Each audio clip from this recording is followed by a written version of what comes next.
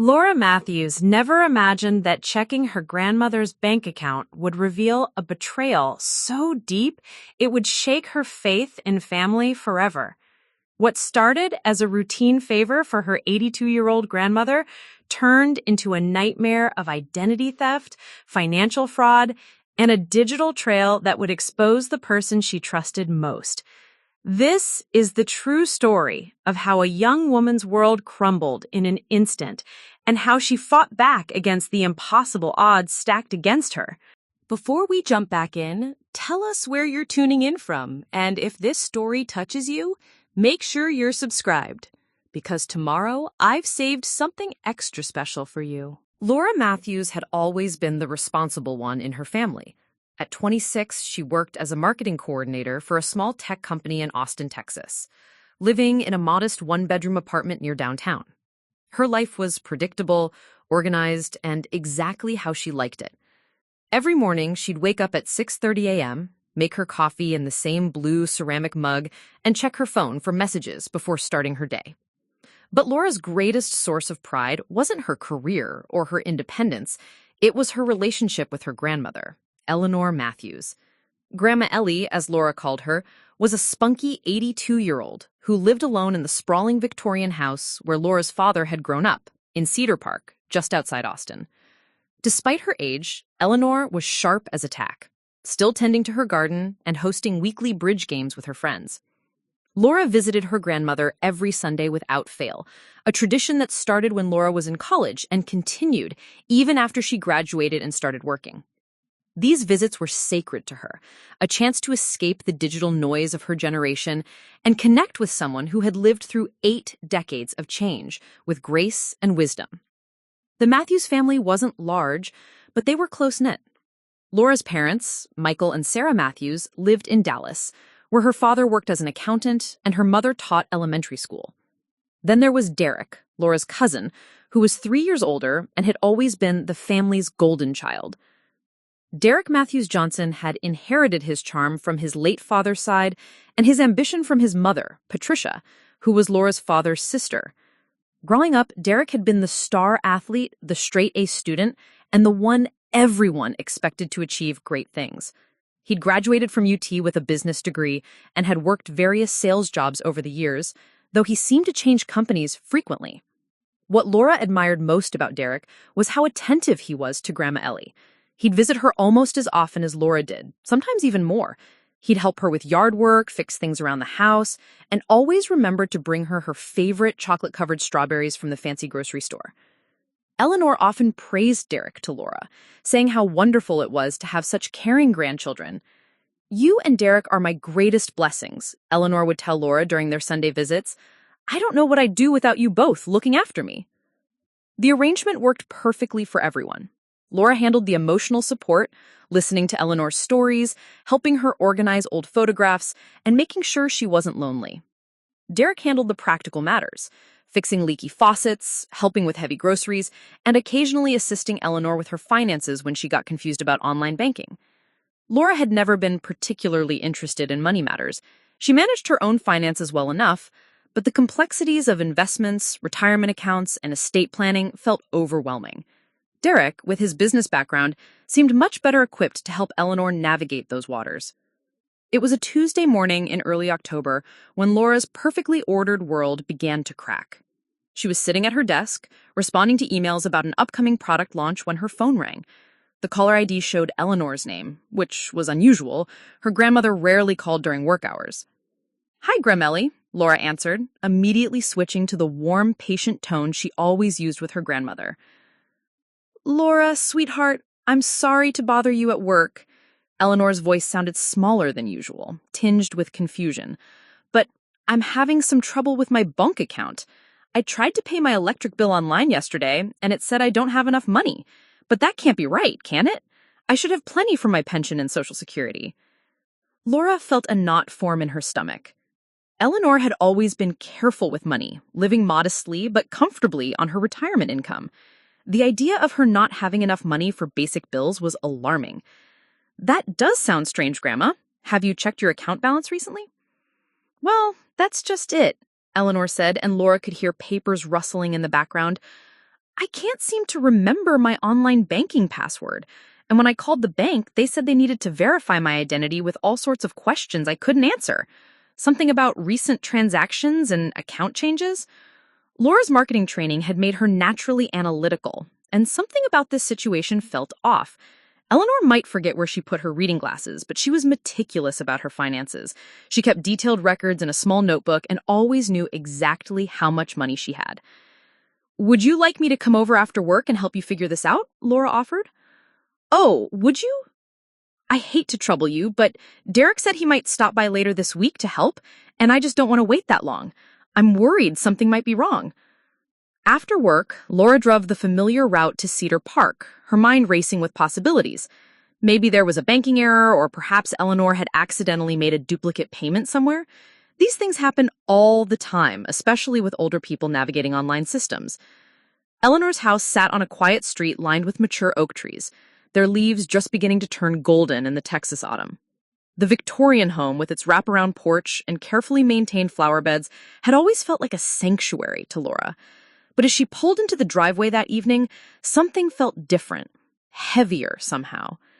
Eleanor met her at the door, looking more fragile than Laura remembered. Her usually bright eyes were clouded with worry, and her hands trembled slightly as she hugged her hello. "I'm so glad you're here, sweetheart," Eleanor said, leading her into the cozy living room where financial documents were spread across the coffee table. "I've been trying to make sense of all this, but nothing seems to add up."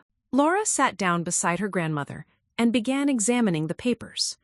Bank statements, bills, and a small notebook filled with Eleanor's careful handwriting documenting every expense. As Laura studied the most recent bank statement, her blood ran cold. The account balance showed $347.82. But according to Eleanor's notebook, there should have been over $18,000 in the account, money she'd been saving for years, including the small inheritance she'd received when her sister passed away the previous year. "Grandma, this can't be right," Laura said, trying to keep her voice steady. "Your notebook shows you should have much more money than this." Eleanor nodded, wringing her hands. "That's what I thought, but I can't figure out where it all went. There are all these transactions I don't remember making. Online purchases and transfers to accounts I've never heard of." Laura studied the statement more carefully, and what she saw made her feel sick. Over the past 3 months, there had been dozens of transactions, Amazon purchases, transfers to various accounts, even cash withdrawals from ATMs across Austin. The amounts varied from small purchases of $50 or $100 to larger transfers of $1,500 or $2,000. But the most disturbing detail was buried in the fine print of each transaction. Every single purchase and transfer had been made using Laura's name and personal information as the authorized user on the account. Laura stared at the statements in disbelief. She had never been added as an authorized user on her grandmother's account. She had never made any of these purchases, and she certainly had never withdrawn thousands of dollars from Eleanor's savings. "Grandma," she said carefully, "when did you add me to your bank account?" Eleanor looked confused. "Add you? I didn't add you to anything, sweetheart. Derek helped me set up the online banking a few months ago, but I never added anyone else to the account." The room suddenly felt very cold. Laura's hands shook as she pointed to the transaction details. "But look here, every one of these transactions shows my name as the person who made them. It has my full name, Laura Elizabeth Matthews, listed as an authorized user." Eleanor put on her reading glasses and leaned closer to the statement.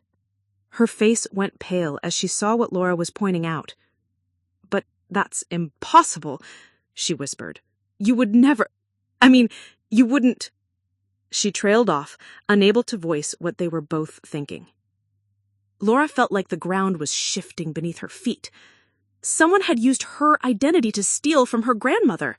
But who had access to both Eleanor's banking information and Laura's personal details? Who knew enough about both of them to pull off such an elaborate theft? And then, like pieces of a puzzle clicking into place, Laura remembered something that made her stomach drop. Derek had been helping Eleanor with her online banking. Derek knew all of Laura's personal information from years of family gatherings, shared documents, and casual conversations. Derek, who had been visiting Eleanor more frequently lately, always eager to help with practical matters. Derek, who, despite his charm and success, had been changing jobs frequently and had mentioned being between opportunities at the last family gathering. Derek, who had access to Eleanor's house, her computer, and her trust.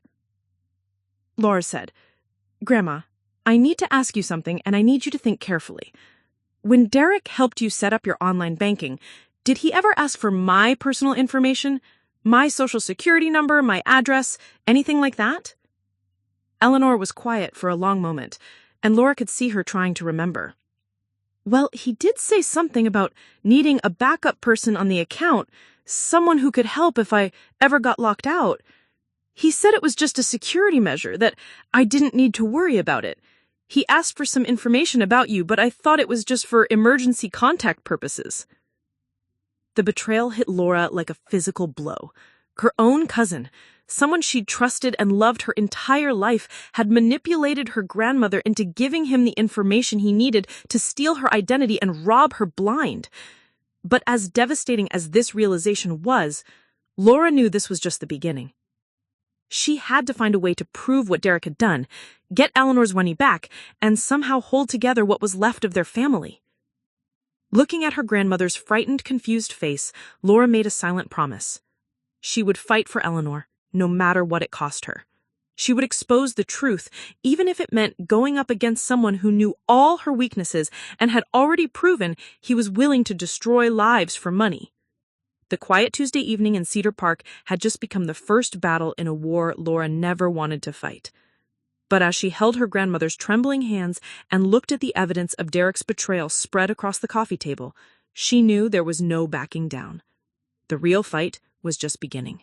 Preparing and narrating this story took us a lot of time, so if you are enjoying it, subscribe to our channel. It means a lot to us. Now, back to the story. That night, Laura barely slept. She lay in her apartment staring at the ceiling, her mind racing through every family gathering, every conversation with Derek, every time he'd been alone with Eleanor's financial documents. The betrayal felt like a physical weight pressing down on her chest. By 5 a.m., she gave up on sleep and made coffee with shaking hands. She had to do something, but what? Call the police? Confront Derek directly? The situation felt impossibly complex, and Laura had never dealt with anything like this before. Her biggest life crisis up until now had been choosing between job offers after college. As the sun rose over Austin, Laura made her first decision. She called in sick to work, something she'd done maybe 3 times in her entire career, and drove back to Eleanor's house. She needed to see those bank statements again, to document everything before taking any action. Eleanor was already awake, sitting in her kitchen nursing a cup of tea. She looked like she hadn't slept either, her usually perfectly styled gray-haired disheveled, and her eyes red-rimmed. "I keep thinking I must have made a mistake somewhere," Eleanor said, as Laura sat down beside her. "Maybe I did authorize those transactions and just forgot. Maybe my memory isn't as good as I thought." "Grandma, stop," Laura said firmly. "Your memory is fine. Someone stole from you, and they used my name to do it. This isn't your fault." But even as she said the words, Laura felt a crushing sense of responsibility. If Derek had used her identity, then in some way, she was connected to Eleanor's loss. Her social security number, her personal information, her name, all of it had been weaponized against the person she loved most. They spent the morning going through Eleanor's financial records with methodical precision. Laura photographed every bank statement, every suspicious transaction, every piece of evidence with her phone. She created a timeline, noting the progression of theft from small amounts in July to increasingly bold withdrawals by September. The pattern was clear and calculating. Whoever did this had started small to test whether Eleanor would notice, then gradually increased the amounts when she didn't. They knew her habits, knew she only checked her statements casually, knew she trusted her family implicitly. What made Laura's stomach turn was discovering that the thief had been smart about covering their tracks. The transactions were spaced out over time, never enough at once to trigger bank fraud alerts. Online purchases were made to legitimate retailers, Amazon, Target, electronic stores, making them look like normal spending. Cash withdrawals were taken from different ATMs across Austin, never the same location twice. This wasn't the work of some random criminal who had stumbled across Eleanor's account information. This was someone who knew her, who understood her financial patterns, and who had carefully planned every aspect of the theft. Around noon, Eleanor's phone rang. The caller ID showed Derek's name, and Laura felt her pulse spike. "Should I answer it?" Eleanor asked, looking uncertain. Laura nodded. "Put it on speaker." "Hi, Derek," Eleanor said, her voice carefully neutral. "Hi, Grandma Ellie. How are you feeling today? I was thinking about stopping by later this week to check on you. Maybe we could work on organizing those financial papers you mentioned." Laura had to grip the edge of the table to keep herself from snatching the phone. The casual mention of Eleanor's financial papers felt like a confession. Why would he bring that up unless he knew there was a problem? "Actually, Derek, Laura is here with me today. We've been looking at my bank statements, and there seem to be some irregularities." There was the slightest pause before Derek responded, but Laura caught it. "Irregularities? What kind of irregularities?" "Well, there are all these transactions I don't remember making. And they show Laura's name as the person who made them, but she says she never... You know what? Bank errors happen all the time, especially with online accounts. I've seen this before. Why don't I come over right now and help you both figure it out? I have some experience dealing with banks from my sales work." Laura's blood ran cold. He was coming here, right now. She wasn't ready to confront him, didn't have a plan, didn't even know for certain that he was guilty. But his eagerness to come over immediately, his quick explanation about bank errors, everything about his response screamed guilt to her. "That's very kind of you, Derek," Eleanor said, "but I think we're managing okay for now." "Are you sure? I could be there in 20 minutes. Really, it's no trouble." Laura grabbed the phone from Eleanor. "Hi, Derek, it's Laura. We're actually just finishing up here, and I need to get Grandma to a doctor's appointment this afternoon. The lie came surprisingly easily. Maybe we can all sit down together this weekend instead?" "Oh, hey, Laura. I didn't realize you were there." His voice remained perfectly friendly, but Laura thought she detected a slight strain. "Is everything okay? You sound stressed." Just worried about Grandma. You know how it is. Family comes first. Of course, of course. Well, if you need any help with the bank stuff, just let me know. I've helped Grandma Ellie with her finances before, so I'm familiar with her accounts. There it was. He'd just admitted to having access to Eleanor's financial information. Laura felt a mixture of vindication and nausea. After they hung up, Eleanor looked at Laura with growing understanding. "You think Derek did this, don't you?" Laura took her grandmother's hands. "I think we need to be very careful about who we trust right now. And I think we need professional help." The first call Laura made was to Eleanor's bank. After being transferred 3 times and spending 40 minutes on hold, she finally reached a fraud specialist named Maria Rodriguez, who agreed to meet with them that afternoon. The bank was busy, filled with the usual mix of business customers and retirees handling their weekly transactions. Maria Rodriguez was a serious woman in her 40s who led them to a private office and listened carefully as Laura explained the situation. "I see this more often than you might think," Maria said after reviewing the account history. "Family financial abuse is surprisingly common, especially targeting elderly victims. The good news is that we have extensive digital records of every transaction, including IP addresses, device information, and geolocation data." She pulled up Eleanor's account on her computer screen. "Looking at these transactions, I can tell you that they were all made from the same computer and IP address. Every single one. The person who did this wasn't trying to hide their digital footprint. They probably assumed no one would notice or investigate. Laura felt a spark of hope. So you can trace where these transactions came from? Absolutely. I'm going to file a fraud report immediately and freeze this account to prevent any further unauthorized access. We'll also provide you with all the digital evidence for a police report. But I have to warn you, if this was done by a family member, it's going to be a difficult situation. Maria's words hung in the air as Laura realized the full implications of what they were about to do. If Derek was responsible, reporting this to the police would destroy him. He could face felony charges, prison time, and the complete devastation of his life and career. But if they didn't report it, Eleanor would lose everything she'd worked her entire life to save.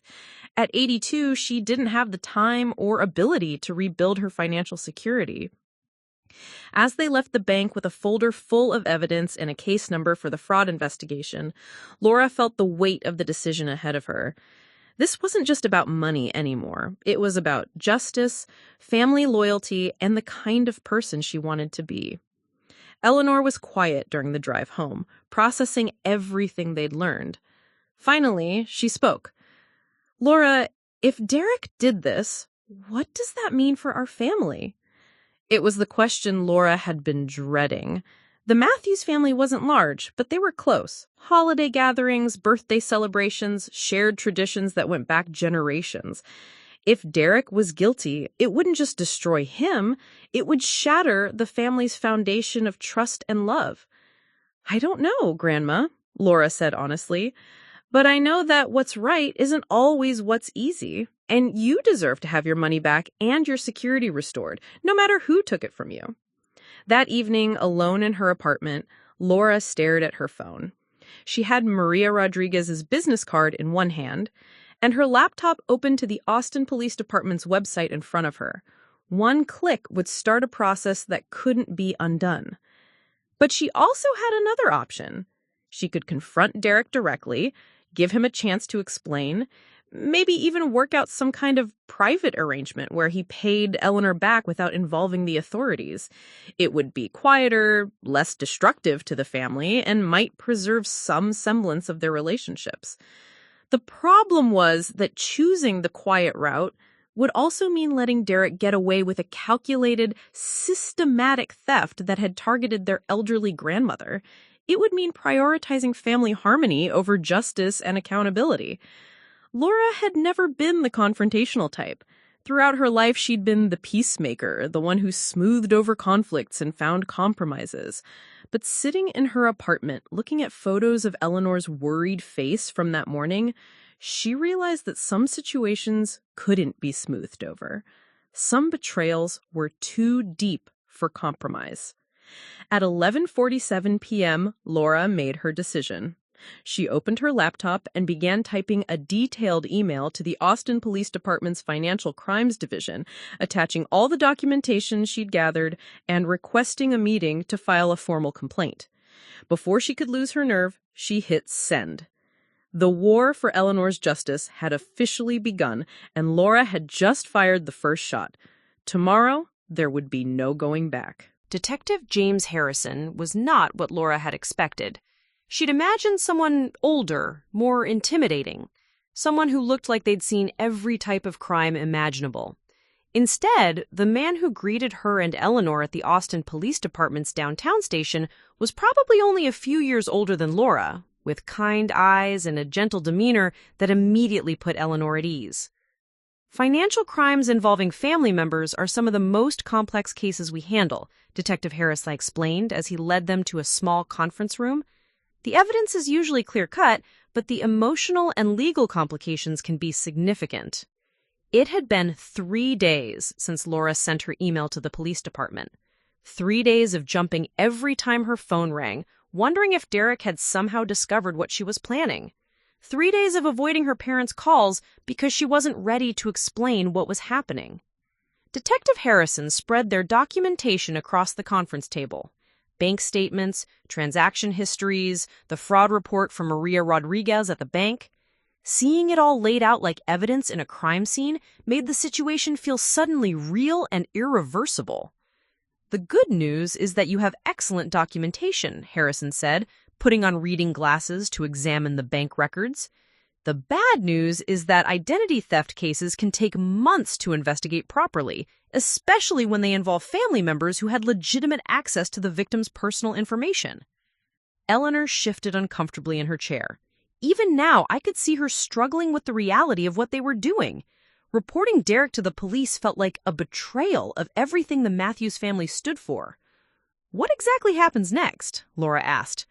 "First, I'll need detailed statements from both of you about Derek's access to Mrs. Matthews' financial information and your personal details. Then we'll work with the bank to trace the digital footprint of these transactions. The IP address data will tell us exactly where each transaction originated." Harrison pulled out a digital tablet and began walking them through the formal complaint process. Laura found herself having to recount conversations with Derek, family gatherings where he might have overheard personal information, and timeline details about when he'd helped Eleanor with her banking setup. The most difficult moment came when Harrison asked Eleanor directly, "Mrs. Matthews, did you ever give Derek permission to make purchases or withdrawals using your granddaughter's name?" Eleanor's voice was barely a whisper. "No, never. I thought I was just adding her as an emergency contact." As they left the police station with a case number and Detective Harrison's business card, Laura felt both relieved and terrified. The investigation was officially underway, but she also realized they'd crossed a line that would change their family forever. The first real obstacle came that evening. Laura was heating up leftover Chinese food in her apartment when her phone rang. Her father's name appeared on the screen. "Laura, what's going on?" Michael Matthews' voice was tight with concern. "Derek called me this afternoon. He said Mom and you were having some kind of banking problem and that you seemed to think he was involved somehow." "That doesn't sound like you, honey. You've never been suspicious of family before." This was exactly what Laura had been dreading. Derek was smart. He was getting ahead of the story, making her look like she was creating drama where none existed. Her father's tone already suggested he was skeptical of her concerns. "Someone stole over $17,000 from Grandma's account using my personal information," Laura said carefully. "I filed a police report because that's what you're supposed to do when crimes are committed." "A police report?" Her father's voice rose. "Laura, you called the police on Derek without even talking to us first?" "I didn't call the police on Derek specifically. I reported identity theft and financial fraud. The police will investigate and determine who's responsible." But even as she said it, Laura could hear how weak her argument sounded.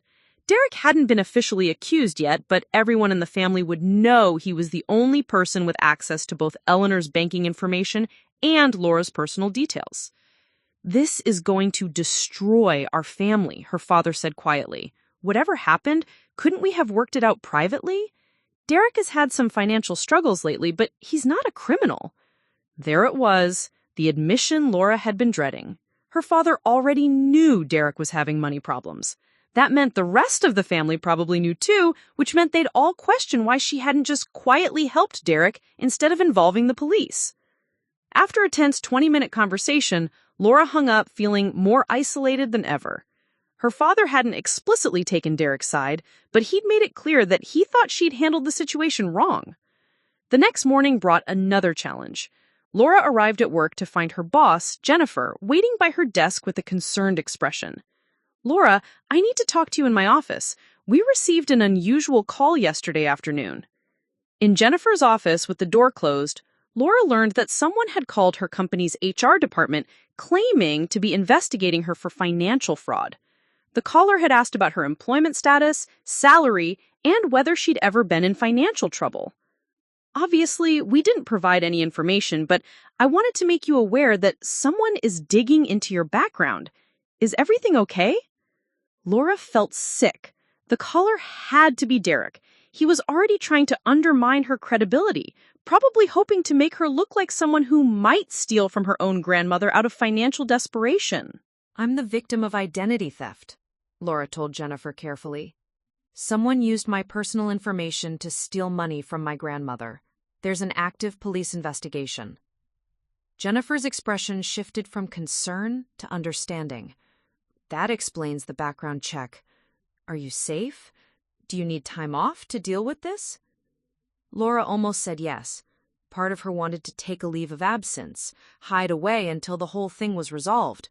But she realized that would just give Derek more ammunition to use against her. If she disappeared from work right after being accused of fraud, it would look suspicious. I'm okay for now, Laura said, but I might need some flexibility with my schedule for police meetings and court appearances. The third blow came that afternoon. Laura was at Eleanor's house, helping her change her online banking passwords, when Derek's car pulled into the driveway. Through the living room window, Laura watched her cousin sit in his car for a long moment, talking on his phone.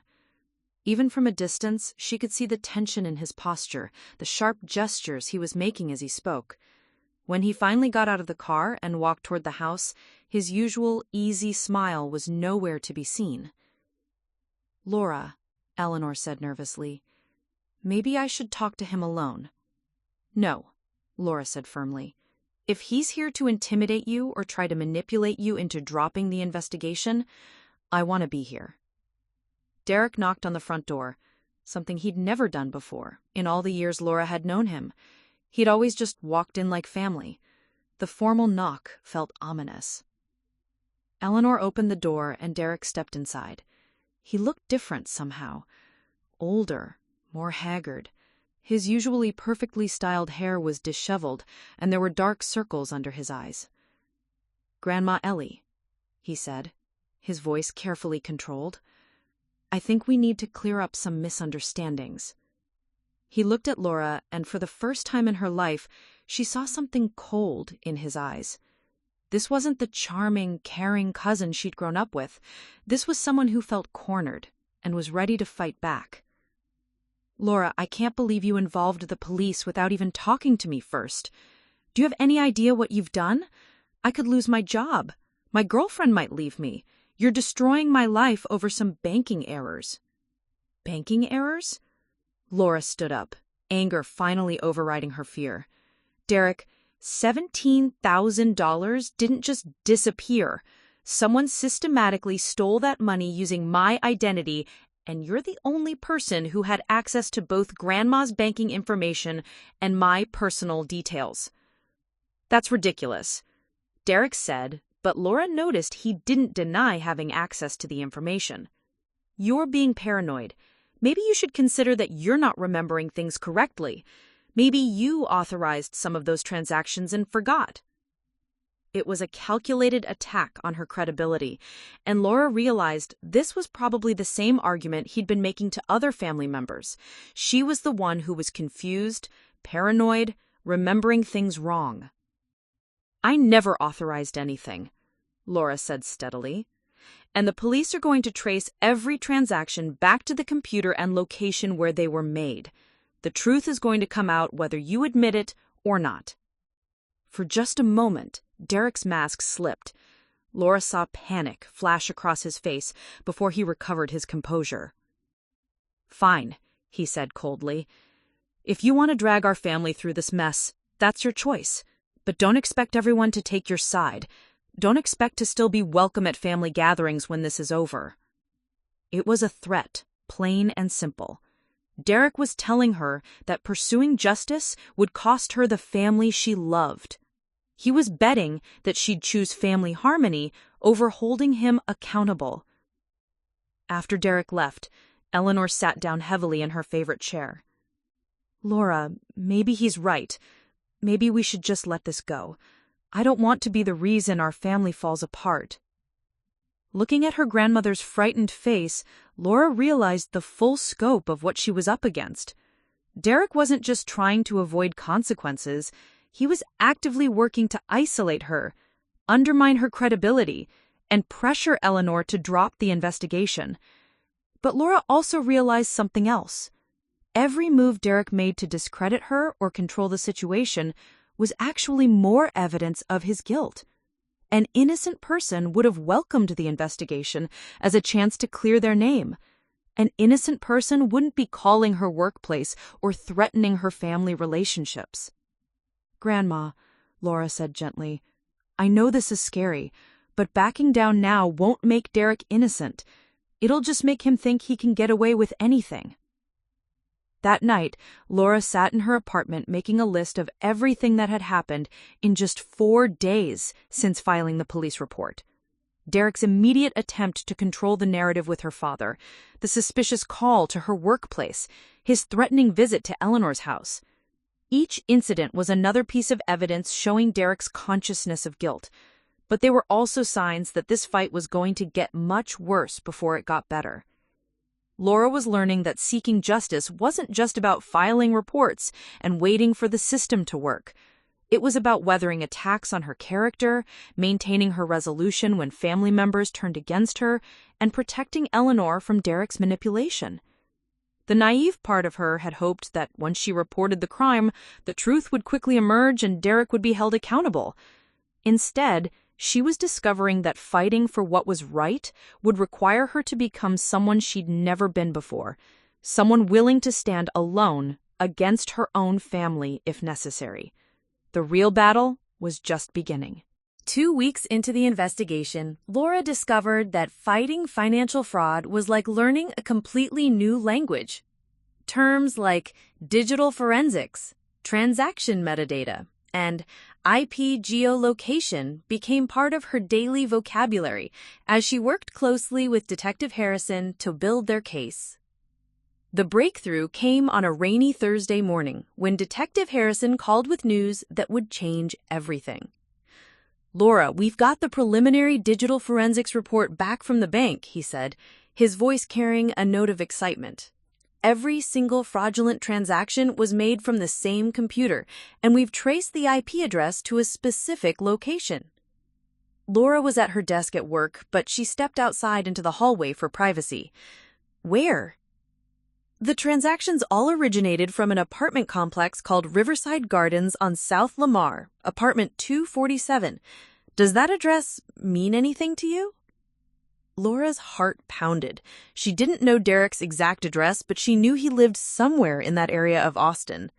That might be my cousin's apartment. "We'll need to verify that officially, but this gives us probable cause to request additional digital evidence. We're also going to need Derek's employment records, financial statements, and we'll want to examine his computer and devices." For the first time since this nightmare began, Laura felt a surge of hope. They weren't just dealing with suspicions and family drama anymore. They had concrete evidence pointing to a specific location. But Detective Harrison's next words brought her back to reality. "I need to warn you, Laura. Once we serve Derek with a search warrant, this case becomes very public very quickly. He'll know we have evidence, and he'll likely hire a lawyer. Things are going to get more complicated from here." That afternoon, Laura decided she needed help navigating the legal complexities ahead. Through a referral from Detective Harrison, she contacted Rebecca Chen, an attorney who specialized in financial crimes and victim advocacy. Rebecca's office was in a modern building downtown, with floor-to-ceiling windows overlooking Lady Bird Lake. She was younger than Laura had expected, probably in her early 30s, with sharp eyes and an intensity that immediately inspired confidence. The good news is that identity theft combined with elder financial abuse carries serious criminal penalties in Texas.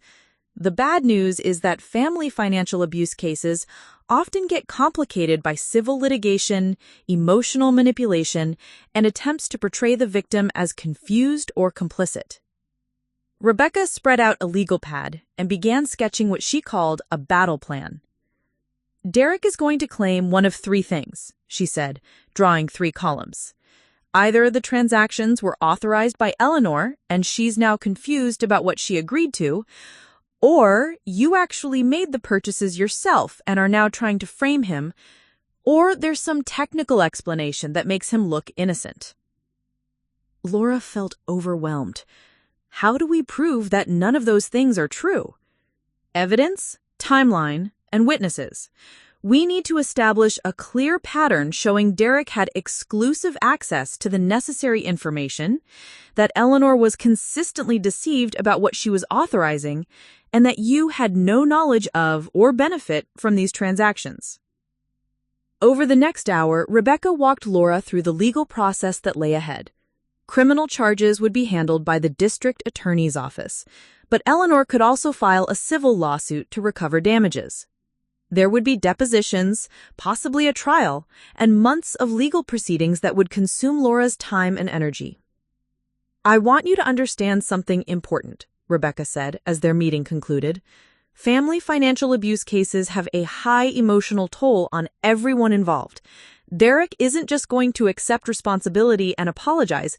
He's going to fight this with everything he has. And that probably means attacking your credibility, your motives, and your relationship with Eleanor." Laura left Rebecca's office with a thick folder of legal documents and a new understanding of what she'd gotten herself into.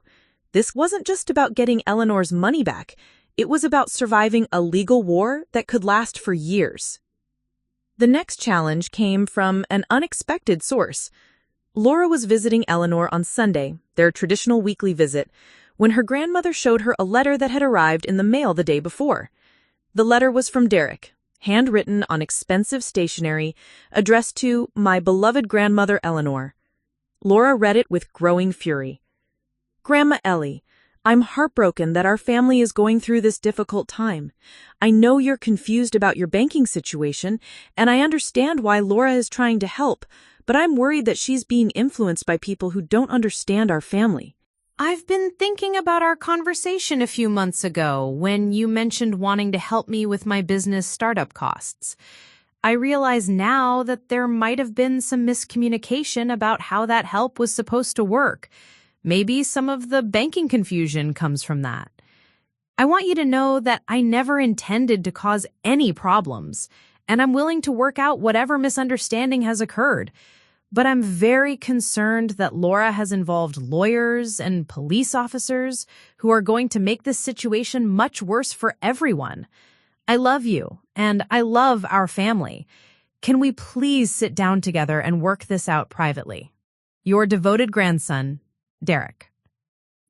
Laura read the letter twice, marveling at how skillfully Derek had crafted it. He'd managed to suggest that Eleanor had authorized financial help while making it sound like any confusion was just a miscommunication. He'd portrayed Laura as being manipulated by outside forces while positioning himself as the caring grandson who just wanted to protect the family. Most dangerously, he'd planted the seed that Eleanor had somehow agreed to help fund a business startup, something Laura had never heard mentioned before. "Grandma, did you ever talk to Derek about helping him with business costs?" Laura asked carefully. Eleanor looked uncertain, which scared Laura more than anything else they'd faced so far. "Well, he did mention that he was working on some kind of business opportunity, and I suppose I might have said something about wanting to help family when they need it, but I never specifically agreed to give him money, especially not that much money." Laura realized Derek was executing a sophisticated strategy. He was creating just enough ambiguity about Eleanor's memory and intentions to make the situation look like a family misunderstanding rather than theft. If Eleanor started questioning her own recollections, their entire case could fall apart. "Grandma, this is exactly what my lawyer said he would do. He's trying to make you doubt your own memory and make it seem like you authorized these transactions when you didn't." But she could see the doubt creeping into Eleanor's eyes. At 82, Eleanor was sharp, but she was also vulnerable to suggestions that her memory might be failing her. That evening, Laura called Rebecca Chen's emergency number. "This is psychological warfare," Rebecca explained after Laura read Derek's letter over the phone. "He's trying to establish an alternative narrative before we can solidify our case. We need to move faster." "What do you mean?" "We need to document Eleanor's mental capacity and memory with a professional evaluation. We also need to get a formal statement from her about what she did and didn't authorize while her recollections are still clear and before Derek can confuse her further."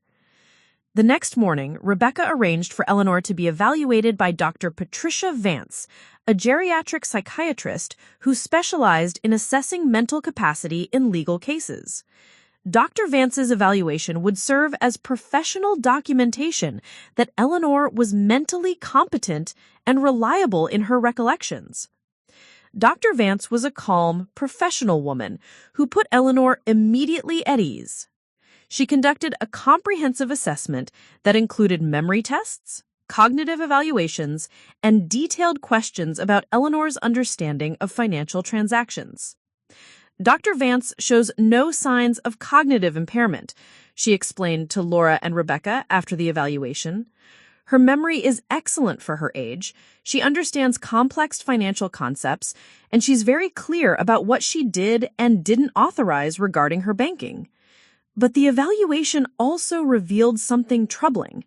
Dr. Vance noted that Eleanor was experiencing significant stress and anxiety related to the family conflict, and that she was being emotionally manipulated by Derek's attempts to make her question her own memory. This kind of psychological pressure is common in family financial abuse cases.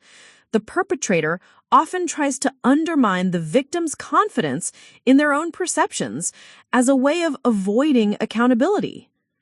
Meanwhile, Detective Harrison's investigation was yielding more concrete evidence. The search warrant for Derek's apartment had been approved, and digital forensics experts were preparing to examine his computer and electronic devices. "We'll be executing the warrant tomorrow morning," Harrison told Laura during a phone call. "I wanted to give you a heads up because Derek probably will contact you or Eleanor afterward, and he might be desperate or angry." Laura realized she needed to prepare Eleanor for what was coming.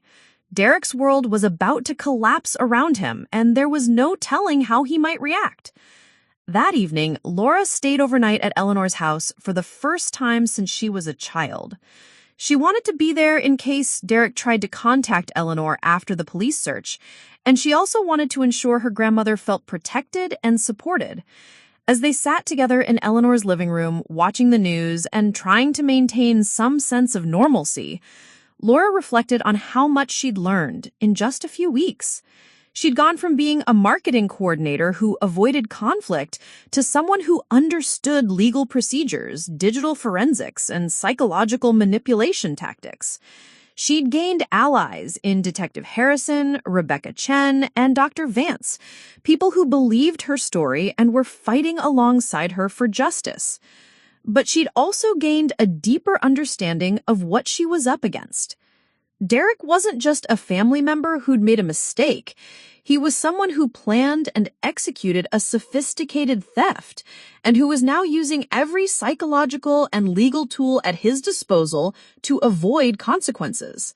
He was willing to destroy Eleanor's peace of mind, manipulate her memory, and tear apart their family to protect himself.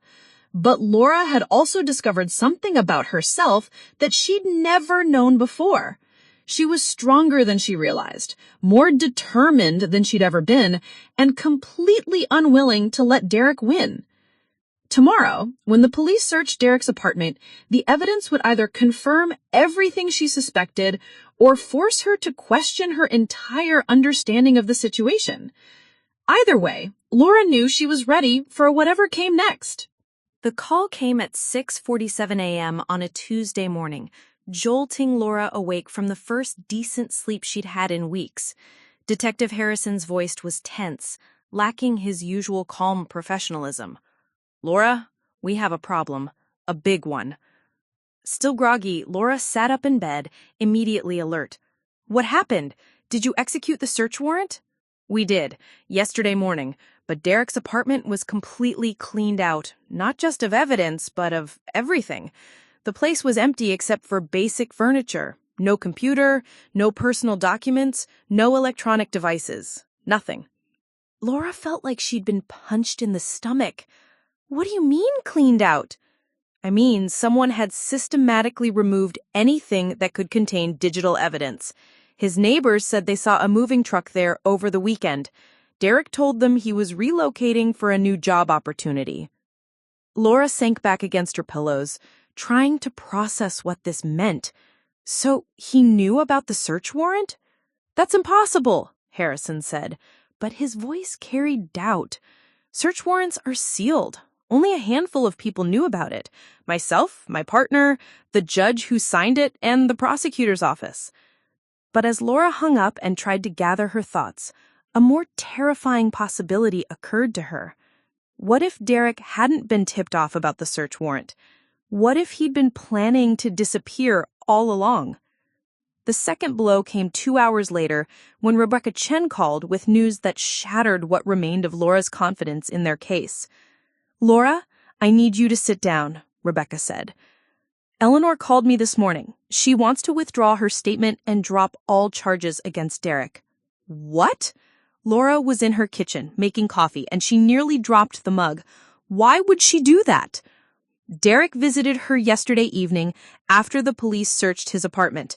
She won't tell me exactly what he said, but she's now claiming that she's confused about the whole situation and that she doesn't want to pursue it anymore." Laura felt the walls of her carefully constructed case crumbling around her.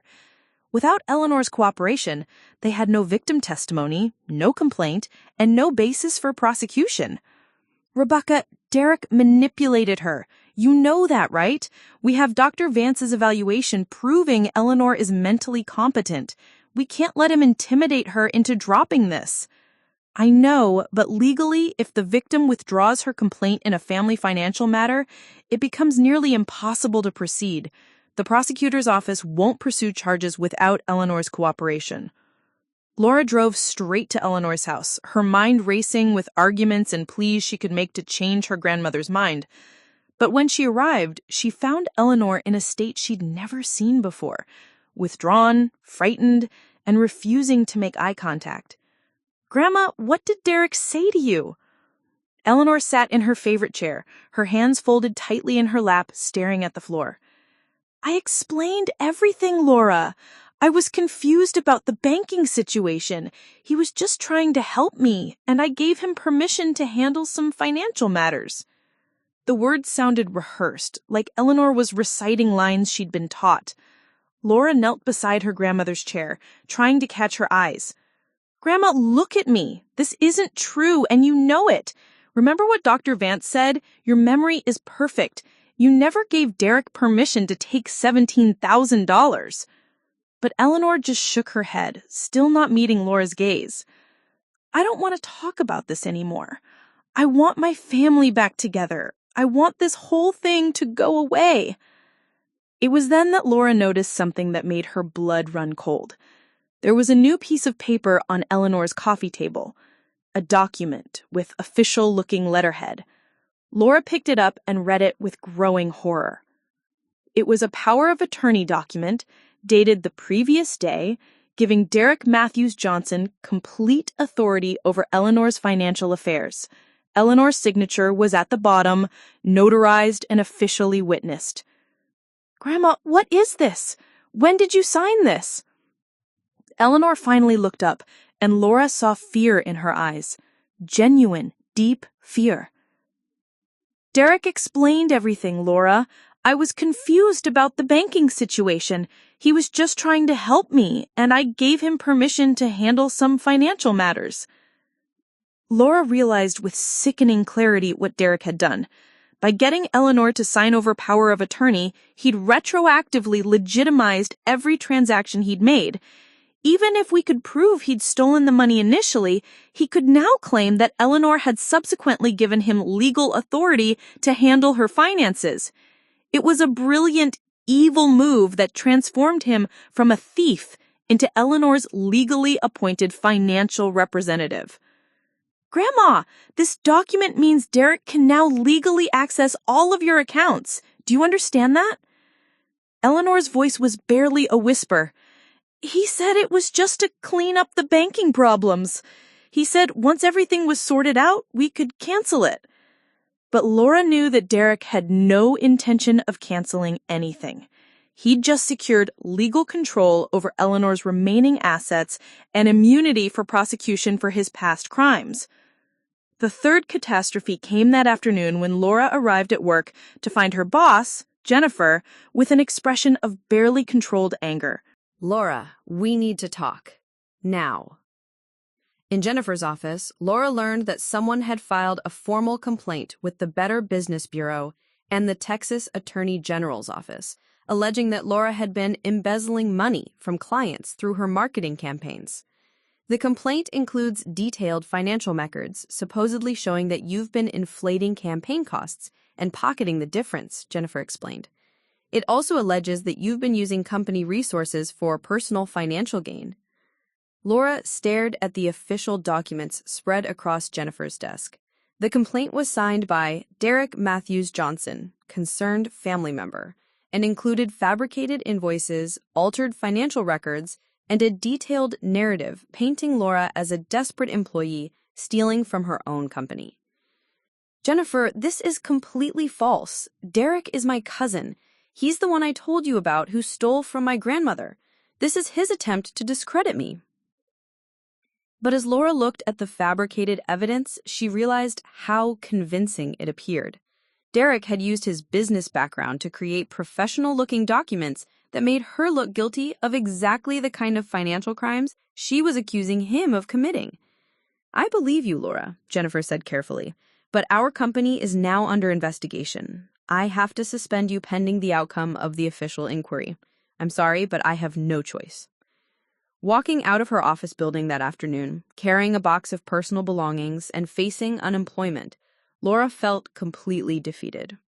In less than 24 hours, Derek had eliminated the digital evidence against him, manipulated Eleanor into dropping the charges, secured legal control over her finances, and destroyed Laura's career and credibility. But the final blow was still to come. That evening, Laura's phone rang.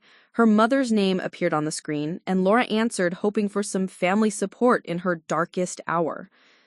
Laura, your father and I have been talking. We think you need to stop this vendetta against Derek and get some professional help. Mom, what are you talking about? Derek came to see us today. He showed us documents proving that you've been stealing from your own company. He also explained that Grandma Eleanor signed papers giving him legal authority over her finances because she was worried about your behavior. Mom, Derek is lying. He fabricated those documents to frame me. He manipulated Grandma into signing that power of attorney. Laura, honey, I know this is hard to hear, but we think you might be having some kind of breakdown. The accusations against Derek, the paranoia about family members, now this trouble at work, it all points to someone who needs help. I need help? Derek stole $17,000 from his own grandmother. According to the legal documents Derek showed us, Grandma Eleanor authorized him to handle her finances. You're the one who's been making false accusations and apparently stealing from your employer. Laura realized that Derek had executed a perfect campaign of character assassination. He'd positioned himself as the responsible family member trying to help an elderly woman, while painting Laura as an unstable person making wild accusations to cover up her own crimes. Your father and I think you should consider checking yourself in to a treatment facility, her mother continued. Derek has offered to help pay for it. He's very concerned about you.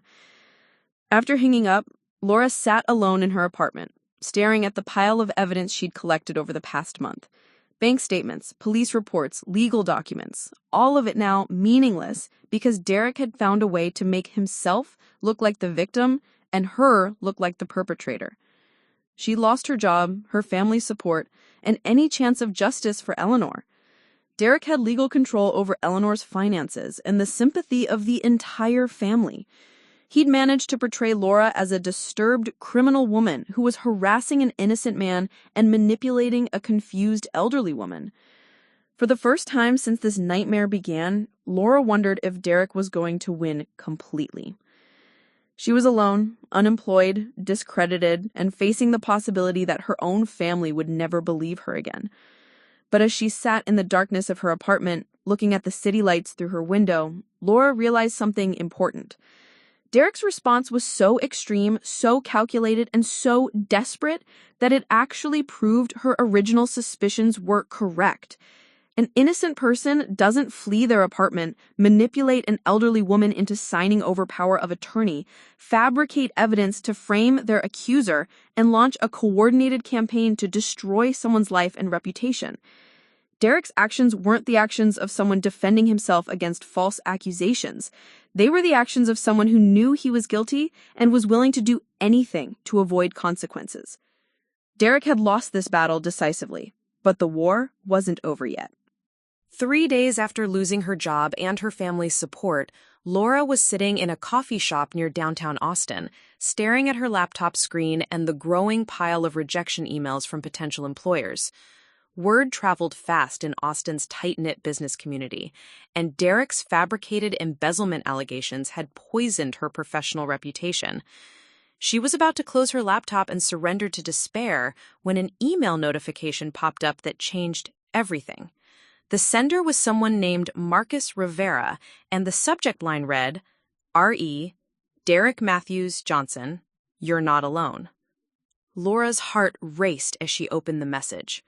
Laura, I saw the news reports about the financial fraud case involving your family. I'm reaching out because I believe Derek Matthews Johnson defrauded me and my elderly father 3 years ago in San Antonio. The police couldn't prove anything at the time, but I've been tracking his activities ever since. You're not his first victim, and you won't be his last unless we stop him. If you're willing to talk, I have information that might help your case. Marcus Rivera, San Antonio, TX.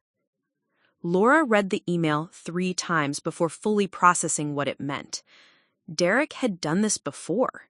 He had a pattern of targeting elderly victims and their families. She wasn't crazy, paranoid, or wrong about his character. She was dealing with a serial predator who had refined his methods over years of practice. Her hands shaking with excitement and adrenaline, Laura immediately called the number Marcus had included in his email. I've been waiting for someone like you to contact me for 3 years, Marcus said, after Laura explained her situation. Derek destroyed my family too, but he made one mistake. He underestimated how determined I was to document everything he did.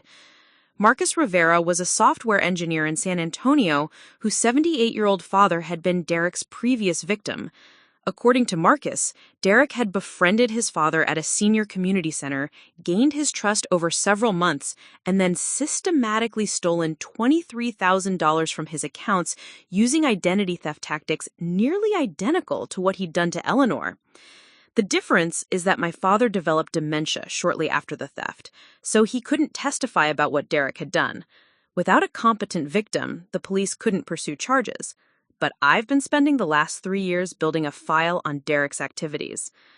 Marcus had created a comprehensive digital archive of Derek's crimes, including employment records showing a pattern of job hopping after financial irregularities, social media posts that documented his targeting of elderly victims at community centers and churches, and financial records showing unexplained income spikes that corresponded to the timing of thefts.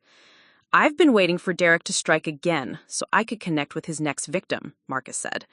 Together, we can establish a pattern of behavior that goes beyond individual incidents. We can show that Derek is a career criminal who specializes in elder financial abuse. For the first time in days, Laura felt a spark of hope.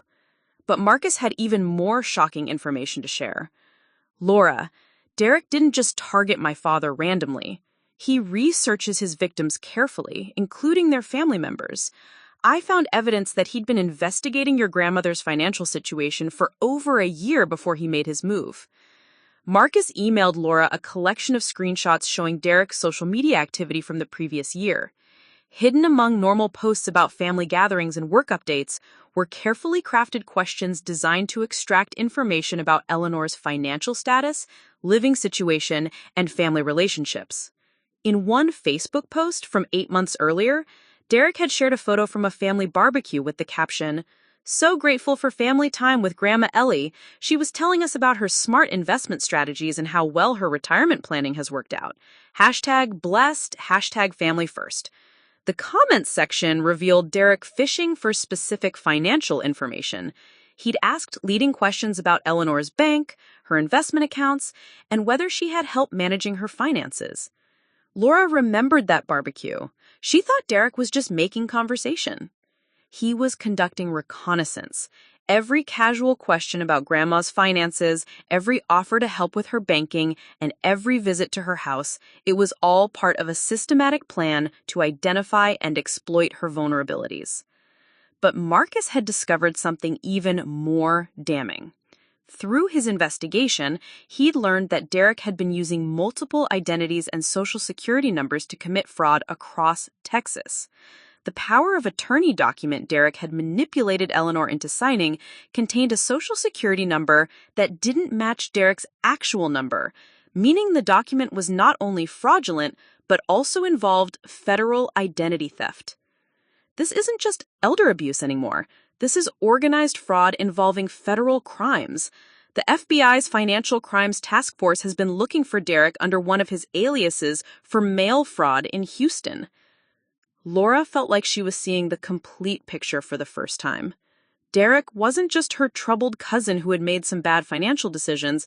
He was a career criminal who had been using his family connections and charm to systematically prey on elderly victims across Texas. Marcus had done more than just document Derek's crimes. He located Derek's current whereabouts. Using digital tracking techniques he'd learned during his 3-year investigation, Marcus had discovered that Derek hadn't actually left Austin. Instead, he'd moved to an extended stay hotel near the airport, probably planning to flee the state once he'd finished liquidating Eleanor's assets. I tracked his credit card usage to a hotel called Airport Extended Suites, Marcus said. He's been staying there under the name David Johnson, one of his aliases. But here's the important part. He's still actively accessing your grandmother's bank accounts from that hotel. I can prove it. Marcus had been monitoring the IP address associated with Eleanor's online banking, and it showed continued activity from Derek's hotel location. Despite having legal power of attorney, Derek was still draining Eleanor's accounts as quickly as possible, transferring money to offshore accounts and making large cash withdrawals. He's planning to disappear completely, Marcus warned. Based on his pattern from previous victims, he'll probably flee the country once he's taken everything. We have maybe a week to stop him. Armed with Marcus's evidence, Laura contacted Rebecca Chen, who immediately recognized the significance of what they discovered. This changes everything, Rebecca said during an emergency meeting at her office. With evidence of a multi-state pattern and federal crimes, we can bring in federal authorities. The FBI doesn't need Eleanor's cooperation to pursue charges for mail fraud, identity theft, and interstate financial crimes. Rebecca worked through the night to prepare a comprehensive evidence package for the FBI's Financial Crimes Task Force. The package included Marcus's 3-year investigation, the digital forensics evidence from Eleanor's case, proof of Derek's multiple identities, and documentation of his ongoing theft from Eleanor's accounts. But Rebecca also had a warning for Laura. If we're going to stop Derek before he disappears, we need to move fast, and we need to be prepared for him to become dangerous when he realizes he's been caught. The next morning, FBI Special Agent Catherine Walsh met with Laura, Marcus, and Rebecca at the federal building in downtown Austin. Agent Walsh was a specialist in financial crimes who had been tracking Derek under his alias, David Johnson, for 8 months. We've been building a case against Mr. Matthews Johnson for federal mail fraud, but we haven't been able to locate him. Your information gives his current location and evidence of ongoing crimes. We can arrest him immediately. But Agent Walsh had an even shocking revelation. Mr. Matthews Johnson isn't working alone. We believe he's part of a larger network that targets elderly victims across the Southwest. Your grandmother's case might be the key to breaking up an entire criminal organization. Laura learned that Derek had been sharing stolen personal information with other criminals, selling Eleanor's identity and financial details to fraudsters in other states. The power of attorney document wasn't just about covering his tracks. It was about providing legal justification for continued exploitation of Eleanor's assets by multiple criminals. We need to execute coordinated arrests before the network realizes we're closing in, Agent Walsh said. But I need you to understand the risks. If Derek suspects he's about to be arrested, he might try to eliminate evidence or witnesses. For the first time, Laura realized that Eleanor might be in physical danger. Derek had proven he was willing to destroy lives to protect himself, and if he felt cornered, there was no telling what he might do. Agent Walsh outlined a plan to arrest Derek at his hotel while simultaneously executing search warrants at locations connected to his criminal network. Laura would play a crucial role by monitoring Eleanor's safety and helping to document any additional evidence Derek might try to destroy. "Tomorrow morning, we're going to end Derek's criminal career," Agent Walsh said. "But tonight, we need to make sure everyone stays safe." As Laura left the federal building, she felt a mixture of excitement and terror. After weeks of feeling helpless and defeated, she finally had the power to stop Derek and get justice for Eleanor. But she also knew that the most dangerous part of their fight was just beginning.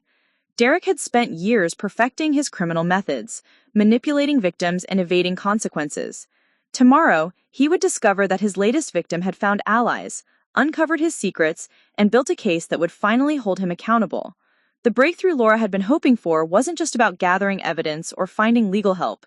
It was about discovering that she wasn't alone in this fight, that Derek's evil had created its own opposition, and that justice was possible even when it seemed impossible. The final battle was about to begin. At 5:30 a.m. on Friday morning, Laura sat in an unmarked FBI surveillance van parked across from the airport extended suites hotel, watching the entrance while federal agents prepared for the most coordinated operation of her life. Through her earpiece, she could hear Agent Walsh coordinating with teams in San Antonio, Houston, and Dallas as they prepared to simultaneously arrest Derek and 5 other members of his criminal network. "Target is still in room 247, came the voice of Agent Martinez, who had been monitoring Derek's movements through the night. "No indication he's planning to leave this morning."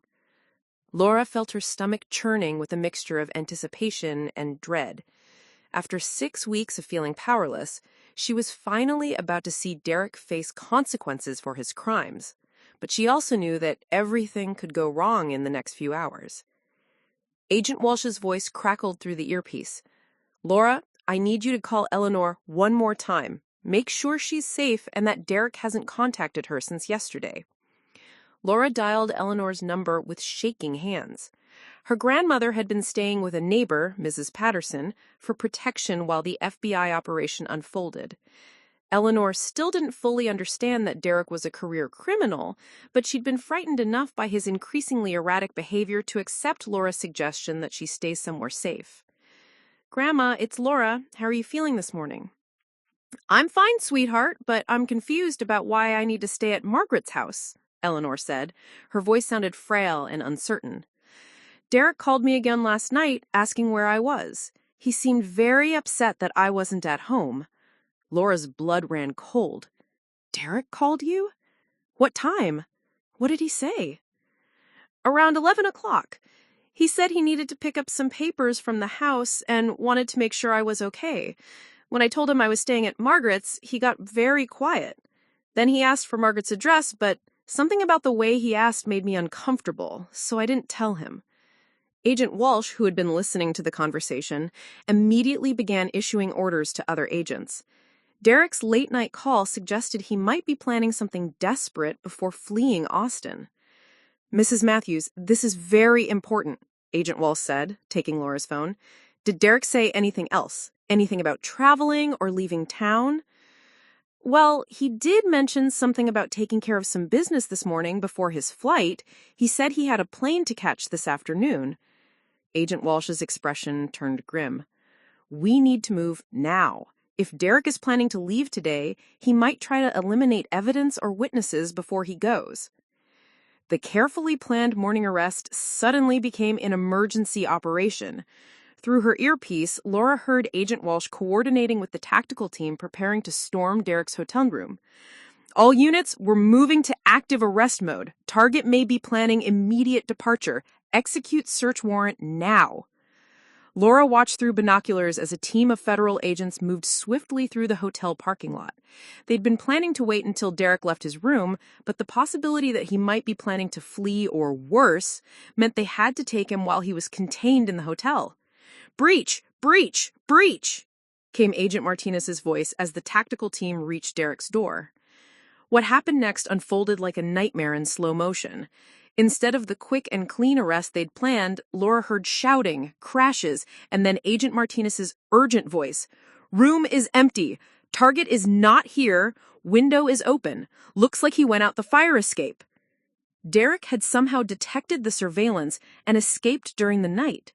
Worse, his laptop and phone were still in the room, plugged in and active, suggesting he deliberately left them behind to make it appear he was still there while he fled.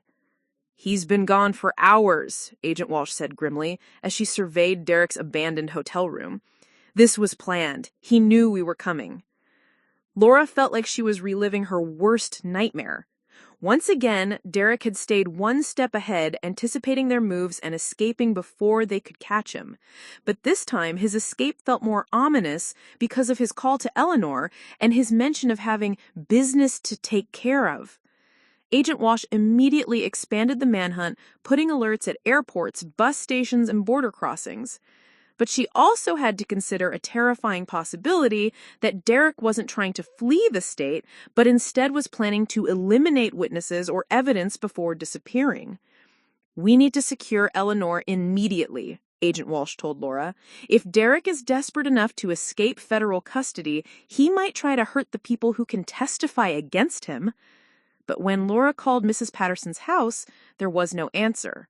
Her heart pounding, she tried Eleanor's cell phone and heard it ring in the background of an answered call.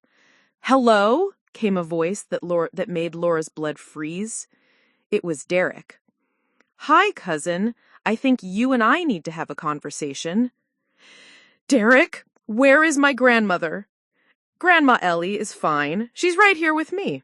And she's going to stay fine as long as you and your FBI friends back off and let me handle this situation my way." Agent Walsh was already tracing the call and coordinating with local police to triangulate Derek's location. Laura realized she needed to keep Derek talking as long as possible to give the authorities time to find him. "Derek, you don't need to involve Grandma in this. Whatever problems you have are with me." "Problems?" Derek laughed, but there was no humor in it. "Laura, you destroyed my life. You cost me my freedom, my reputation, and my future, all because you couldn't mind your own business about some family financial arrangements. You stole $17,000 from an 82-year-old woman. I helped my grandmother with some temporary financial difficulties while I was getting my business started," Derek said, his voice taking on the smooth, manipulative tone Laura had heard him use with Eleanor. "The money was going to be paid back, with interest, but you turned it into some kind of federal crime spree." Laura realized that Derek genuinely believed his own lies. In his mind, he wasn't a criminal. He was a misunderstood entrepreneur who had been unfairly persecuted by an ungrateful family and an overreaching government. Agent Walsh was frantically coordinating with local police units, but Derek's cell phone signal was bouncing off multiple towers, making his exact location difficult to pinpoint. "Derek, where are you? Let's meet somewhere and talk about this face to face." "Oh, we're going to meet, but it's going to be on my terms. I want you to come to Grandma's house, alone. No FBI agents, no police, no lawyers. Just you and me having the conversation we should have had weeks ago." Laura's mind raced. Derek was at Eleanor's house, which meant he'd taken Eleanor back to the place where this whole nightmare had started. But it also meant the authorities knew exactly where to find him. "Derek, I'll come to the house, but you have to promise me that Grandma won't be hurt. Grandma Ellie is perfectly safe as long as you do exactly what I tell you to. But Laura, if I see any federal agents or police cars anywhere near this neighborhood, things are going to get very unpleasant for everyone involved." Agent Walsh was shaking her head vigorously, signaling Laura not to agree to Derek's demands, but Laura realized she might be the only person who could get close enough to Derek to ensure Eleanor's safety. "I'll be there in 20 minutes, Laura said. "Excellent. And Laura, come prepared to sign some documents that will straighten out this whole misunderstanding. I've prepared a statement for you to sign admitting that you fabricated the entire fraud accusation because you were having mental health problems." Laura understood Derek's final gambit. He was going to force her to publicly recant her accusations, destroying the federal case and painting himself as the victim of a mentally unstable family member. Eleanor would be his witness and hostage, ensuring Laura's compliance. As Laura prepared to leave for what might be the most dangerous confrontation of her life, Agent Walsh pulled her aside. "Laura, we'll have tactical teams surrounding the house, but Derek is desperate and potentially violent. You need to get Eleanor away from him as quickly as possible and then get yourself to safety. Don't worry about the case or the evidence, just focus on surviving." But Laura had realized something during Derek's phone call that changed her entire perspective on the situation. Derek's desperate need to force her recanting proved that the federal case was solid. He wouldn't be taking such extreme risks unless he knew the evidence against him was overwhelming. For the first time in weeks, Laura wasn't afraid of Derek. She was angry. Derek had manipulated Eleanor, destroyed Laura's career, torn apart their family, and terrorized everyone who had tried to stop him. He had spent years preying on elderly victims, stealing their life savings, and destroying their sense of security and trust. Now he was making his final stand in Eleanor's house, using an 82-year-old woman as a human shield to escape justice. As Laura drove through the familiar streets of Cedar Park toward her grandmother's house, she wasn't thinking about her own safety or Derek's threats. She was thinking about all the victims who had suffered because Derek had never been held accountable for his crimes. Marcus Rivera's father, who had died believing his own grandson had betrayed him. Eleanor, who was now being terrorized by the person she'd trusted most. Future victims who would suffer if Derek escaped to continue his criminal career. Laura Matthews, the marketing coordinator who had always avoided confrontation and tried to keep peace in her family, was about to face down a dangerous criminal who had underestimated her the last time. Eleanor's house came into view, and Laura saw Derek's car in the driveway. FBI tactical vehicles were already positioning themselves on surrounding streets, out of Derek's sight, but ready to move when Laura gave the signal. This was it. Everything Laura had learned, every ally she had gained, every piece of evidence she had collected, it all came down to the next hour. Derek was waiting inside, desperate and dangerous, holding Eleanor hostage for one final attempt to escape justice. Laura parked in front of the house where she had spent countless Sunday afternoons, where she had first discovered Derek's betrayal, and where she was now going to end his criminal career once and for all. Laura walked up the familiar stone pathway to Eleanor's front door, her heart pounding but her mind crystal clear. Through her hidden earpiece, she could hear Agent Walsh coordinating the tactical teams positioned around the neighborhood, their voices calm and professional despite the high-stakes situation unfolding. The front door opened before Laura could knock. Derek stood there, and she barely recognized the man who had once been her charming, successful cousin. His hair was disheveled, his clothes wrinkled from sleeping in them, and his eyes held a manic intensity that made Laura's skin crawl. "Right on time," Derek said, with a smile that didn't reach his eyes. "Come in, cousin. We have so much to discuss." Eleanor was sitting on her living room couch, her hands folded in her lap, looking smaller and more fragile than Laura had ever seen her. But when their eyes met, Laura saw something that surprised her, not fear, but determination. Her grandmother's sharp mind had figured out exactly what Derek was, and she was no longer the confused, manipulated victim he'd been counting on. "Are you okay, Grandma?" Laura asked, moving toward Eleanor. "Stay where you are," Derek commanded, positioning himself between Laura and Eleanor. "Grandma Ellie is fine, and she's going to stay fine as long as we handle this situation professionally." Derek gestured to the coffee table, where he'd laid out several documents. Laura recognized some of them, the forged power of attorney, fabricated business records, and what appeared to be a new document typed on official-looking letterhead. "This is very simple, Laura," Derek said, his voice taking on the smooth, persuasive tone she'd heard him use so many times before. "You're going to sign this statement admitting that you fabricated the fraud allegations against me because you were having personal and financial problems. You'll also acknowledge that Eleanor willingly gave me power of attorney to help manage her finances." Laura looked at the document Derek had prepared.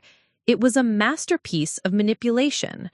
written in legal language that would completely exonerate Derek while painting Laura as an unstable person who had created an elaborate fantasy about financial crimes that never occurred. And if I don't sign it? Derek's mask of calm professionalism slipped for just a moment, revealing the desperation underneath. Then things become very complicated for everyone in this room. The FBI thinks they have evidence against me, but they don't understand that this is just a family misunderstanding that got blown out of proportion. Laura realized that Derek genuinely believed he could still manipulate his way out of this situation. Even with federal agents surrounding the house and overwhelming evidence of his crimes, he thought his charm and psychological manipulation could save him. But Laura had learned something important during their 6-week battle. Derek's greatest strength, his ability to manipulate people through emotional leverage, was also his greatest weakness. He couldn't function when people stopped believing his lies and started seeing him clearly. "Derek," Laura said calmly, "I want you to look at Grandma and tell her the truth about what you did." "I've already explained everything to Grandma Ellie," Derek said, but I noticed him glancing nervously toward the windows.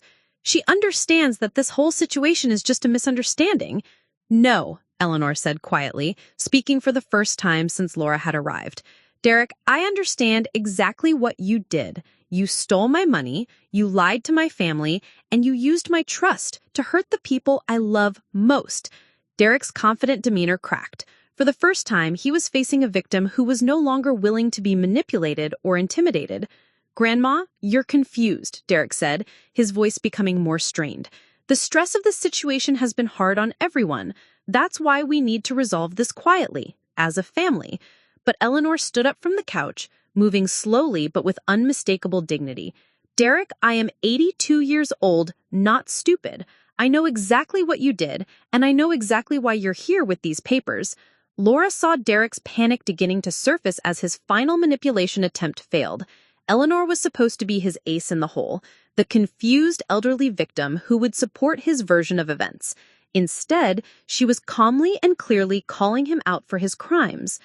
"You want to know what I remember most clearly?" Eleanor continued, looking directly at Derek. "I remember the day you asked for my banking information. You said it was just for emergencies, that you wanted to make sure someone could help me if I ever got confused about my accounts." Derek opened his mouth to interrupt, but Eleanor held up her hand with surprising authority. "I also remember finding out that you'd been stealing from me for months.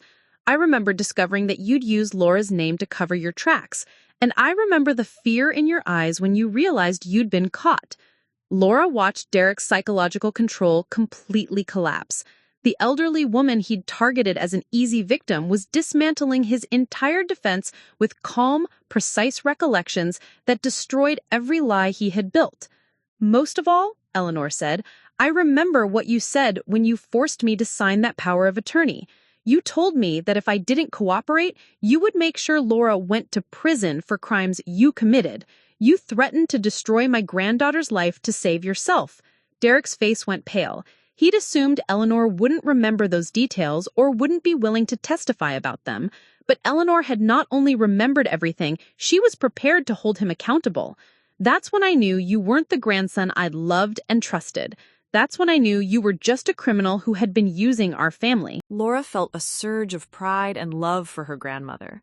Eleanor hadn't been the confused, helpless victim Derek had counted on. She'd been gathering her own evidence, preparing her own testimony, and waiting for the right moment to expose the truth. Derek looked around the room desperately, realizing that his hostage had become his accuser, and his manipulation tactics had completely failed. For the first time since Laura had known him, Derek had no lies left to tell. "You don't understand," Derek said, his voice becoming increasingly frantic. "I needed that money. I had debts, obligations. I was going to pay it back once my business took off. This was just a temporary arrangement." "You stole from 5 different elderly victims across Texas," Laura said. "This wasn't a temporary arrangement. This was your business." Derek stared at her in shock. "How did you know about the others?" It was a complete confession, spoken in a moment of panic when Derek realized his crimes extended far beyond what he'd initially been caught for. Through her earpiece, Laura heard Agent Walsh's voice. "We have the confession. Move in now." The front door burst open as FBI tactical agents flooded into the house. Derek spun around in confusion, finally realizing that Laura had never been alone and that his last gambit had completely failed. Derek Matthews Johnson, you are under arrest for federal charges including mail fraud, identity theft, elder abuse, and conspiracy, Agent Walsh announced as tactical officers secured Derek in handcuffs. As Derek was led away, he looked back at Laura with a mixture of rage and disbelief. "You destroyed our family for money," he said. "Was it worth it?" Laura looked at her grandmother, who was now safely in the arms of a paramedic, being checked for signs of trauma or injury. Eleanor was going to be okay. The family would heal. Justice was finally being served. Yes, Laura said, simply. It was worth it. 6 months later, Laura stood in the witness stand of the federal courthouse in Austin, looking directly at Derek as she testified about the 6-week battle that had brought him to justice. Derek was barely recognizable. His charm had been replaced by the hollow look of someone who finally understood the consequences of his actions. The trial had revealed the full scope of Derek's criminal network: 17 elderly victims across 4 states, over $340,000 in stolen assets, and a sophisticated operation that had been running for almost 5 years before Laura's investigation brought it down. Marcus Rivera sat in the gallery, having testified earlier about his father's case. Agent Walsh had presented digital evidence that painted a picture of systematic, calculated elder abuse. Rebecca Chen had walked the jury through the legal complexities of identity theft and financial fraud. But it was Eleanor's testimony that had been most powerful. At 82, she had taken the stand with dignity and strength, describing exactly how Derek had manipulated her trust and terrorized her family. She had refused to be portrayed as a confused victim, instead presenting herself as a survivor who had helped bring a dangerous criminal to justice. The jury deliberated for less than 3 hours before returning guilty verdicts on all counts. Derek was sentenced to 12 years in federal prison and ordered to pay full restitution to all his victims. As Laura left the courthouse that day, she reflected on how much her life had changed. She'd found a new job with a company that valued her experience and integrity. Her relationship with her parents had been repaired once they understood the full truth about Derek's crimes. Most importantly, she'd discovered a strength and determination she'd never known she possessed. Eleanor had moved into a senior living community where she felt safe and supported, but she still hosted weekly bridge games and tended to her garden. The money Derek had stolen was gradually being returned through asset forfeiture, and Eleanor's financial security was restored. But the most significant change was in Laura herself. She'd started volunteering with organizations that helped elderly victims of financial fraud, using her experience to help other families navigate the complex process of seeking justice. She'd learned that her story wasn't unique. Thousands of families faced similar betrayals every year. Laura had also learned something important about the nature of justice. It wasn't just about punishing criminals or recovering stolen money. It was about refusing to let predators destroy the trust and love that held families and communities together. Derek had counted on Laura being too scared, too overwhelmed, or too loyal to her family to fight back effectively. He assumed that his victims would be ashamed, confused, or intimidated into silence. He'd been wrong about all of it. Laura Matthews had transformed from a conflict-avoiding marketing coordinator into someone who understood that some battles are worth fighting no matter how difficult or painful they become. She'd learned that seeking justice requires courage, persistence, and the willingness to stand alone when necessary. Most importantly, she'd learned that ordinary people have extraordinary power when they refuse to be victims and choose to fight for what's right. Derek's criminal career was over. His victims had found justice, and Laura had discovered that she was stronger than she'd ever imagined possible. The girl who had once avoided confrontation at all costs had become a woman who would never again let anyone prey on the people she loved, no matter who they were or how charming they appeared to be. Justice, Laura had learned, was worth any price she had to pay to achieve it. Up next, you've got 2 more standout stories right on your screen. If this one hits the mark, you won't want to pass these up. Just click and check them out. And don't forget to like, subscribe, and turn on the notification bell so you don't miss any upload from us.